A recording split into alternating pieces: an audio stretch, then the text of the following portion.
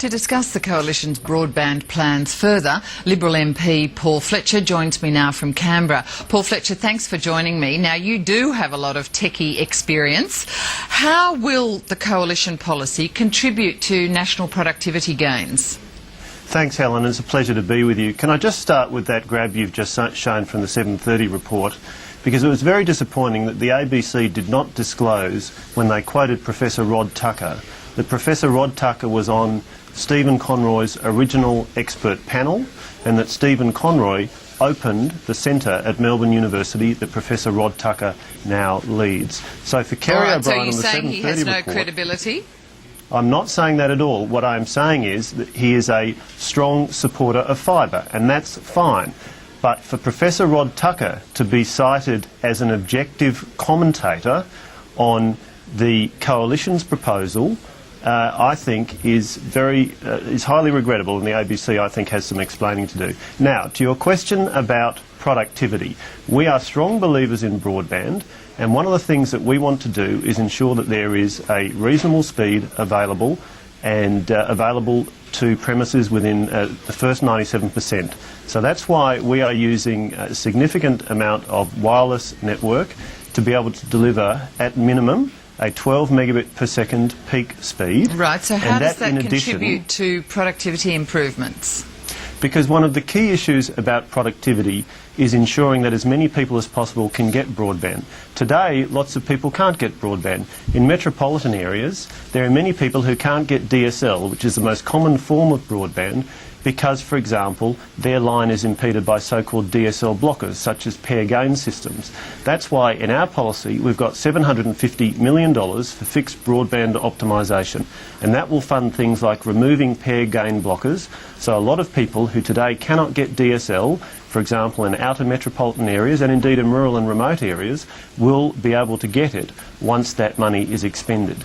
And then in addition, what we are doing is providing $1 billion of funding for rural and remote broadband wireless networks, and additional $1 billion of concessional investment funding for wireless networks in metropolitan Australia. And this is about fixing the black spots and making sure there is a baseline broadband speed available to all premises within the first 97%. And we're doing it in an affordable and responsible way, and most importantly, we're doing it in a way in which the private sector will have a key role. All right, Paul Fletcher, can I just interrupt you there and sort of take you to a few of those points? You're saying your policy really relies more on getting the private sector to do things. Now, if the private sector was so good at doing things, why are those black spots still there? We have had, you know, people from the bush particularly pushing the companies to do a lot more for them, and they still haven't delivered. And Helen, the Coalition has consistently stated that we will provide government funding in areas of market failure. And when it comes to broadband, that includes rural and remote. You're quite right. In general, commercial companies have found it difficult to make the economics work of providing broadband in rural and remote Australia. That's why the Coalition had the OPEL plan. Well, they've really failed so far, haven't they? Well, if I can just finish, Helen, that's why the Coalition had the OPEL plan in 2007 with a contract signed to deliver broadband, and that would have been in place now if Stephen Conroy hadn't cancelled it in early 2008 for political reasons. And so what we are doing is providing up to $1 billion of grant funding to allow companies to provide wireless services in rural Australia with our funding, together with funding that they provide, and we will select the companies to do that based upon a competitive selection process. Now, just this afternoon, Austar, which is the major regional pay television company, which also owns significant wireless spectrum, issued a press release noting that their spectrum, which they hold in the 2.3 gigahertz and 3.5 gigahertz bands, would be ideally suited to this network. And we expect there will be a wide range of players who will have a significant interest in putting forward proposals to operate wireless networks in rural and regional Australia and in metropolitan Australia. All right, Paul Fletcher, would you agree, though, that wireless just cannot deliver the sort of depth of uses that people and businesses are crying out for now? Well, Helen, let's just look at this question. What we're really asking is, what is the incremental benefit you get for 100 megabits per second over 12 megabits per second? Let me make a couple of points. Firstly, many people today can already get 100 megabits per second over the HFC network. That's the hybrid fibre coax network, which is operated by Telstra in the 5 major cities and Optus in the 3 major cities. Telstra is already at 100 megabits per second in Melbourne. Optus has just upgraded to 70 megabits per second. And so there is already significant availability of high-speed broadband. The Labor government has asserted that it is vital that we get everybody to 100 megabits per second, and that it's so vital that we must spend $43 billion of taxpayers' money on that objective. All right, but we've seen no, just let me make this point. We've seen no cost-benefit study. We have seen no cost-benefit study. We have seen no justification from Labor as to why ubiquitous 100 megabits per second broadband is so much better than any other speed. All right, Paul Fletcher, let me ask you this. Obviously, the coalition policy is completely rejecting the government's supposed the policy about broadband there. But your old employer, Optus, has come out and basically criticised your policy today, saying it just won't deliver fast enough speeds.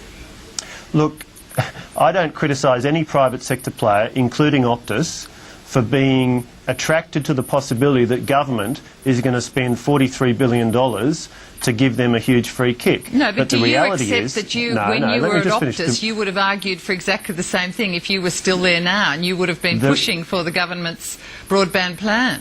The reality is that as the alternative government, the coalition is determined to deliver value for money to taxpayers, and the question we are asking is, what is the affordable and responsible way to deliver a reasonable broadband speed that is available to all Australians who need it? Now, it is not responsible to spend $43 billion, 100% taxpayer funded. Let's remember, when Kevin Rudd and Stephen Conroy announced their plan in April 2009, they claimed there would be significant private sector investment. Fast forward a year, their implementation study says, oh no, taxpayer should pay 100% of it. So the taxpayer, under Labor's plan, is taking a huge risk on a particular technology, fibre to the premises. You've made this point, Paul Fletcher. I just want to sort of ask you about your own position, because you, as I mentioned at the beginning, you are a tech head. You do know what you're talking about in many ways. Well, but I'm actually a lawyer, just to be clear. I know, you graduated with first-class honours in economics and law, but in your book recently, only recently published, you said there are endless possibilities that will come Australia's way and will benefit Australia economically with a much faster broadband plan.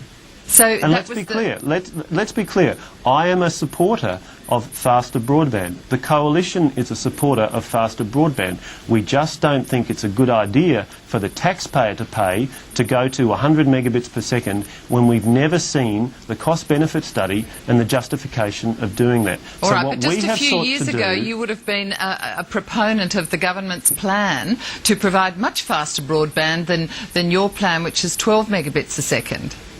Well, Helen, this really isn't about me, but that is not, in fact, an accurate statement of my position. And my book makes it clear I'm a supporter of broadband and faster broadband, but we must have justification provided. And I think the policy we've announced today is an outstanding policy, because what it does is it provides government funding for areas of market failure and also delivers a structural change in the broadband market, particularly in backhaul. Backhaul is extremely important in terms of allowing broadband to be delivered in outside of metropolitan Australia. We are going to break the broadband, the backhaul bottleneck by putting $2.75 billion of public money and expecting to leverage another $750 million of private money to deliver 60 to 70,000 kilometres of fibre backhaul. Paul Fletcher, we do appreciate you coming in to explain all that. Appreciate your time. Thank you. Thank you very much. And we're going to take a short break. Do be back with PM Agenda Late Edition in a moment.